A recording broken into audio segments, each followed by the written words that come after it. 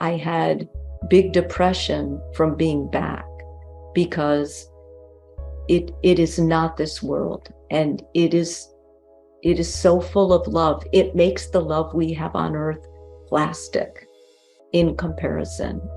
Mary Jo Rapini's near-death experience happened in 2003. At that time, she was working as a psychologist for the Lubbock Southwest Cancer Center. I will die. We all will die. And, so much of our life is dreading it, is being afraid of it, of telling ourselves terrible things about our death, when in fact, maybe what we should do is start looking forward to that. I started living my life like I was preparing for that.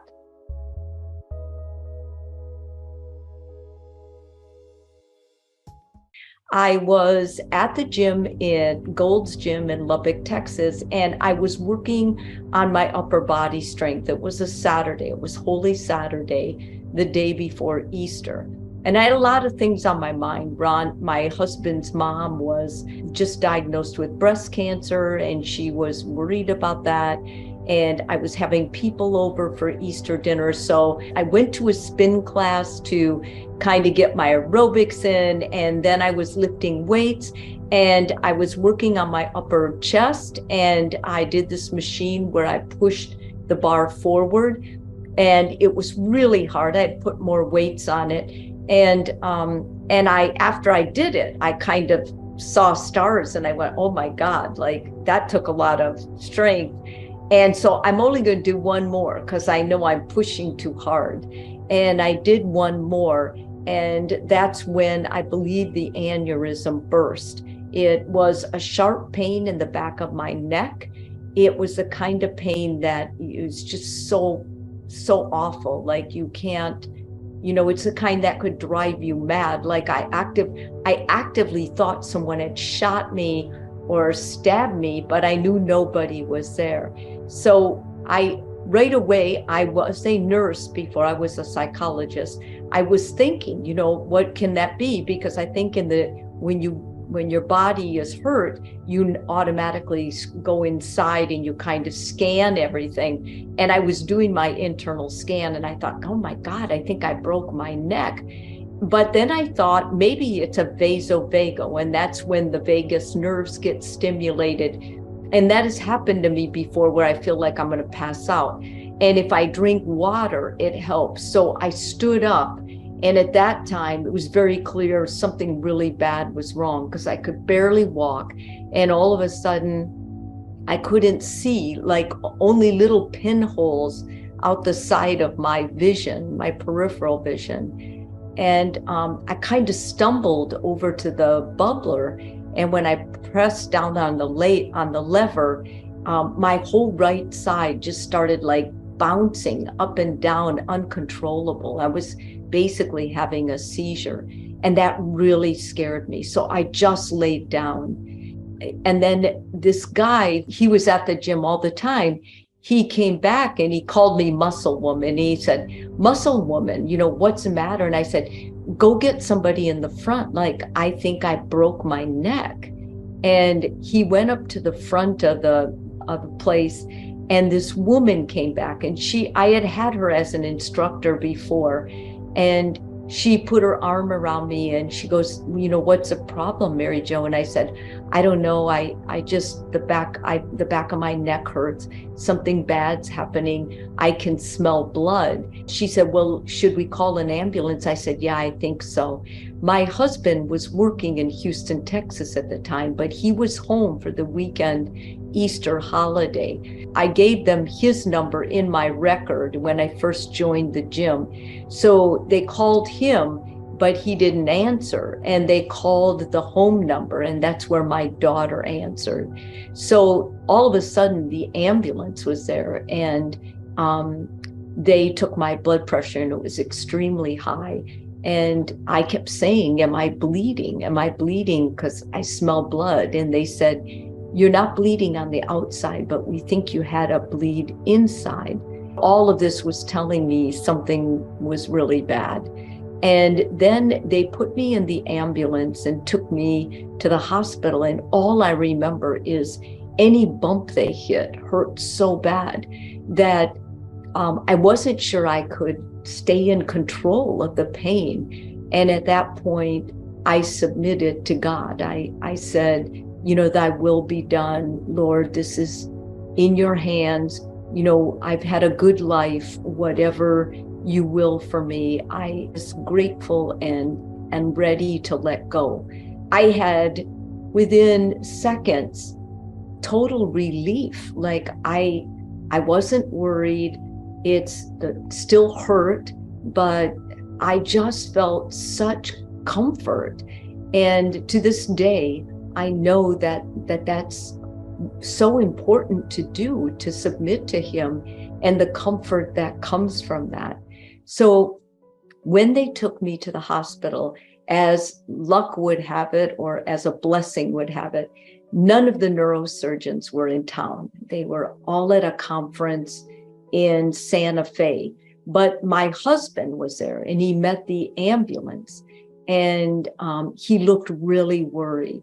Everybody at this hospital knew me because I was the therapist there for cancer patients, and I went to all the tumor board meetings, and they all knew my husband and I. So it kind of felt like a family there.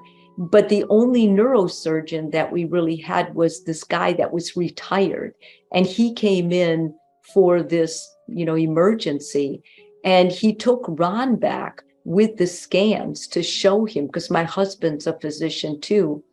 And after the scans, Ron came back and he looked like he had seen a ghost. He's really upset. And he said, Mary, your head is just full of blood. And I said, I'm sorry. I think I was pushing it too hard or something like that. And none of it mattered because, I was very lucid. I was able to talk. Throughout the day there, they ended up moving me in a surgical ICU. They took me across the street because they knew I had a bleed, but they didn't know where it was. And because there were no adult neurosurgeons there was a radiographer there who did angiograms. And he thought, since I was small, he may be able to put that into my brain and actually get an idea of where the blood was coming from, because it wasn't stopping. It just kept bleeding. And this was the big problem. When he did it, he couldn't locate the bleed because there was just so much blood. So they decided at that time that they were going to just observe me. I was in another state, like I was in and out, but but God was holding me already. I hadn't talked to him yet. I wasn't getting any meds, and yet I was very managed by him. They wouldn't give me any pain control because, they're afraid that it will slow your respirations. But they did have a way that they could situate my pillow so that it wouldn't hurt so much to lay down. I had to be completely still. This went on through Saturday night. And then on Sunday, they were coming in to do vasoconstriction sonograms like every hour. I stayed like that on Easter Sunday. And we were supposed to have dinner. And I was so upset that I wasn't there, but I insisted that Ron and the kids host this brunch for Easter. And I said, listen, this is life. It was our turn. And I was just being crazy. But Ron and the kids, acquiesced. They didn't know what to do. If I was dying, they wanted to do my last wish. So they had this brunch. And that's when the majority of our friends found out what happened. They will never forget Easter Sunday again, because after that, many of them were coming and just, telling me they were praying for me, that they couldn't believe this happened. Monday night, they had moved me from the surgical ICU out on the floor. And Monday night, I had several friends that came to see me. I wanted to be there for them, but I can remember that it was very difficult. And my friends told my husband, she looks green tonight. She does not look good. She's got a bad color. And Ron said that he was concerned about sepsis or something too. I remember they woke me up. I was startled, but then all of a sudden they were wheeling me down a hall, and Ron was there, and there were, people there. There were surgeons and doctors. They had the lights on and they were doing things, procedures. I remember a lot of lines, a lot of wires. And I noticed up in the right-hand corner of the room, there was this odd light. I call it a light because it looks like a light. But I've worked in ORs and I've worked almost every area of the hospital, and I had never seen something like this because my patients, when they were dying, they used to tell me, last night I saw light and I think that was a tunnel. And I'm looking at that light thinking, is that a tunnel? Like, I am not impressed. It's so small. And then all of a sudden, it kind of got nearer to me and it opens and I'm in it. And it felt like I was drawn to it, or part of my body was, but I remember it was lovely. It was comforting, and I could see, like, I was going up, but I saw what I was leaving, and I could see my body. I could see they were at a table. I could see their shoes. I saw Ron. The room that I was in was an luminescent pink. I have never been able to see that color in a paint store. And I've gone to a lot of paint stores. It's not human. My eyes have seen things that aren't human. And when you try to describe it, it ends up sounding corny, like, because it's surreal. How can we explain it? I just remember that that God held me, and I have no doubt it was God. And he said, you can't stay. And I was really upset. I said, I can't stay. And I started telling him all the things I had done that were good.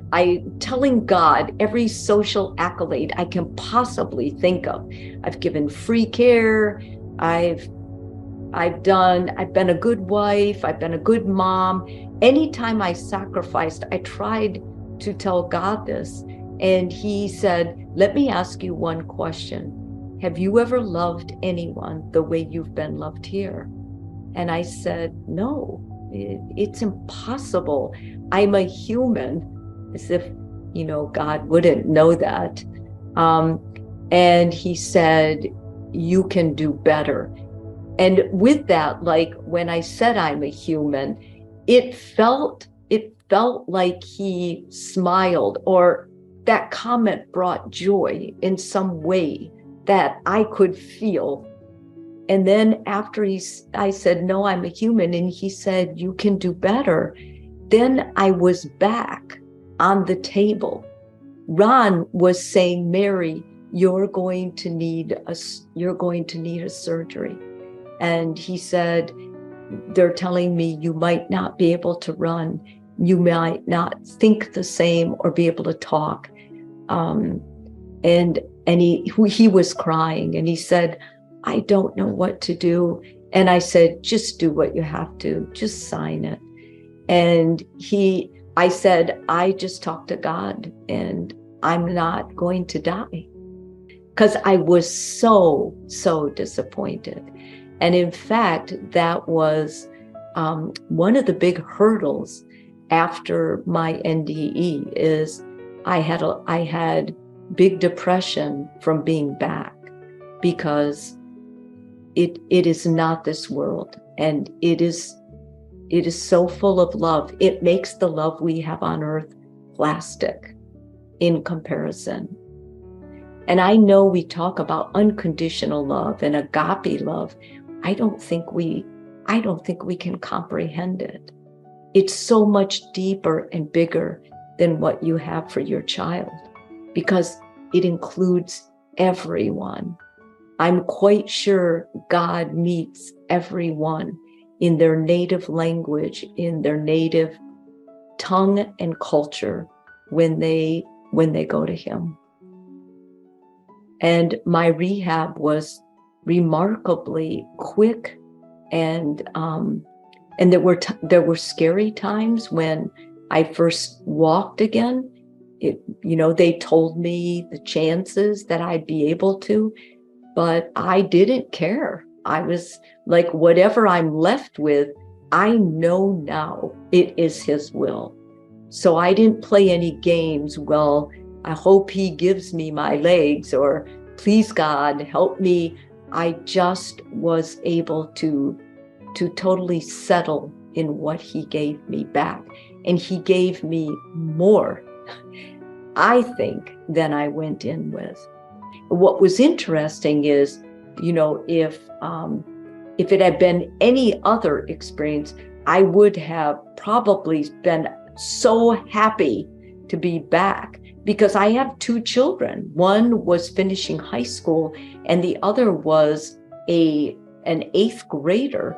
And I loved those kids, and I loved my husband. I loved the life I was living. I was so excited about moving to Houston, and we had a new house and everything to look forward to. So it shows you the magnitude of what that short time with God did to my whole life. It turned it upside down. And all I wanted was that, compared to all the material, all the love here, all the riches. It could not compare to the 1 or 2 minutes with him. And so when I started seeing that in a perspective that that's my gift to look forward to, because I will die, we all will die. And, so much of our life is dreading it, is being afraid of it, of telling ourselves terrible things about our death, when in fact, maybe what we should do is start looking forward to that. I started living my life like I was preparing for that. So when people say, live your life like you're going to heaven, that is not a simple thing. I mean, you really do. You have to watch how you treat people. You have to watch what you do for people. You have to look at the acts of love you offer. That in my assignment was, I could give more love. How was I going to do that? God's kind of love, not the kind I had where it was about social accolades and fame and getting recognized. No, that was not sufficient love according to God. He needed the real stuff where you do acts of love with nobody watching. There's no praise on the other end for you. You just do it because this is your brother or sister. And I think looking at my life like that helped me not only be a better person, helped me be a better mom and wife and therapist. I'm not perfect. I'm still on it. I have really good days and really bad days, but just having that perspective has really turned my life around. I was very estranged from God when this happened. I mean, I was angry at God. I was working in a cancer center where I saw a lot of people that were just wonderful people getting terrible cancers and dying terrible deaths.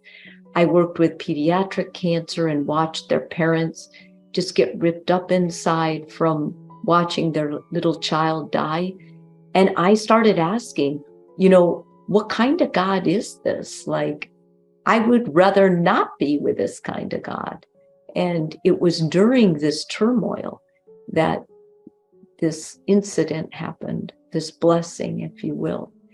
And there was no holding back his mercy for me for feeling that way. He accepted me with as much love and grace and mercy you can't imagine. It was just abundant. I think when people are suffering, they're closer to God. And I think God makes himself more present to them because I believe God, in the end, wants us all with him. And when we are feeling good, there's no problems, we aren't as close to God as we should be. He's always there, but we don't reach out. It's during suffering that we reach out to God. And when we suffer, we give every person that has any view of that or any ear to that an opportunity to be loving with compassion toward us. And it's an opportunity for all of us, which when someone's suffering, it's unfortunate many times they're isolated because we're missing out on an opportunity to serve. I absolutely believe when we leave this world, we go back to him. And when we are there, we understand it all. I had such an understanding there. I cannot tell you. It was so different.